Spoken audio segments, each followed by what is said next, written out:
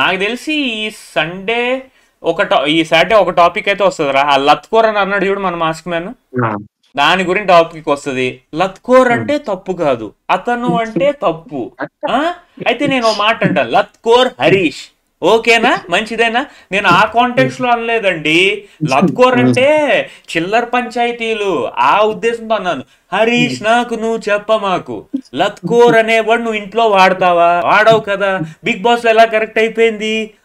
House ఏమనుకుంటోంది? లత్కోర్ అనేవాడు తప్పేనా? ఓరి అదోలారా, ఎవరు చేతులెత్తలేదా? Okay matter over. ఇట్లా అయిపోతుంది. ఆయన క్లాస్ పడుతుంది మామ, కళ్యాణ్ పడాలకి 100% క్లాస్ పడుతుంది. నువ్వేం పేకట్లేదు లిటరల్ గా. హౌస్ లో సోల్జర్ అన్నావు, ఏమన్నావు, బొక్క ఏం యాటిట్యూడ్ లేదు.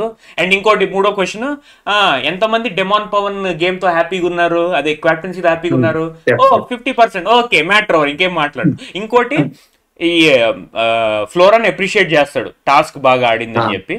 అండ్ రితున్ తిడతాడు ఊరికే ఏడ్చేసి, నాకు లక్ లేదు అని చెప్పి తల్ల కొట్టేసుకుంది కదా టాస్క్ అయినప్పుడు. దాని గురించి క్లాస్ పీకుతాడు లిటరల్ గా. అంతే నాకు తెలిసి ఇవి నా ఎక్స్పెక్టేషన్.